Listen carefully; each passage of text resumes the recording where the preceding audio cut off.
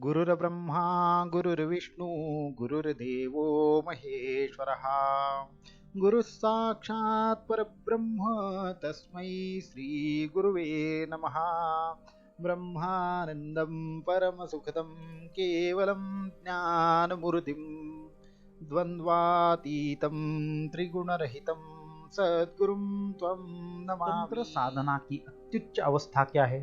अगर आप ऐसा सोच रहे हैं कि तंत्र मार्ग में आगे बढ़ने पर हमें क्या प्राप्त होगा, किस तरह से क्या चीजें हमें प्राप्त होगी, और तांत्रिक या फिर तंत्र साधना के अभ्यास जो करते हैं उस साधक के अंदर कौन से प्रकार की अवस्था प्राप्त होती है, कौन से लक्षण दिखते हैं, किस तरह से तंत्र के उच्च साधक को पहचानना चाहिए, तो इसके भी मैं कुछ उदाहरण आपको देना चाहता हूँ। खड्गं चक्रगदेषु चापपरिगान् शूलं भुषुण्डिं शिरः शङ्खं सन्ददतिं करैस्त्रिनयनां सर्वाङ्गभूषावृतां नीलां सुमद्युतिमास्य पाददशकां सेवे महाकालिकां यामस्तौत्स्वपिते हरौ कमलजौ हन्तुं वधुं कैटभम्।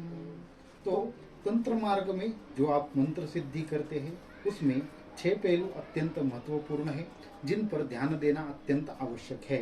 उसमें से है न्यास, प्राणायाम, आसन, माला, ध्यान और दिशा। अगर ये न्यास के बारे में देखा, अब इसके बाद माला का क्या है वो देखेंगे। माला सिद्धि भी अत्यंत महत्वपूर्ण है। अगर आपकी माला ठीक तरह से सिद्ध नहीं है, ठीक तरह से उसको संस्कारित नहीं किया है, तो आपका जो भी साधन है वो पूर्ण तरीके से कभी भी सिद्ध नहीं हो सकता। उसके लिए माला की सिद्धि अत्यंत महत्वपूर्ण है। माला का चयन कैसे करना है, माला के प्रकार कौन से हैं और खुद माला को सिद्ध करना ये अलग चीज है, परंतु साधना से पहले माला की जो सिद्धि है उसके मंत्र क्या है और किस प्रक्रिया से हमें जाप करना चाहिए, जिसकी वजह से हमारे जो साधना में पूर्ण तरीके से सिद्धि त्राटक कहा जाता है।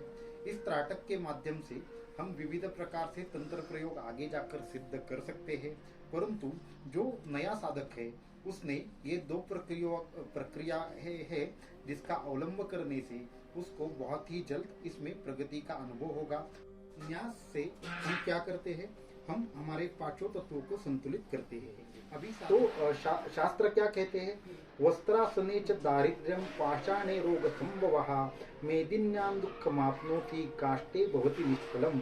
तो शास्त्रों का कहना है कि वस्त्रासन को इस्तेमाल करने से दरिद्रता का हमारे यहाँ पे संचार होता है। पाषाण पर बैठकर अगर हम साधना करेंगे तो उसे रोगों का उत्पात होता है।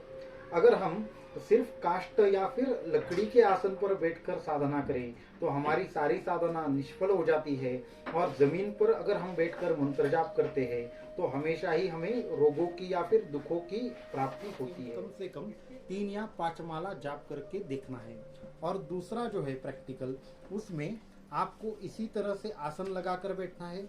आपको प्राणायाम 10 मिनट के लिए करना है और उसके बाद आपको मंत्र जाप करना है। ओम द्राम करतल कर पृष्ठाभ्याम नमः। तो करतल कर पृष्ठाभ्याम नमः का मतलब क्या है, हम पांचों के पांचों जो हमारे जो तत्व है वो एक साथ कनेक्ट करेंगे और उससे हमारी तत्वों की शुद्धि हो जाएगी। तो ओम द्राम करतल कर पृष्ठाभ्याम नमः।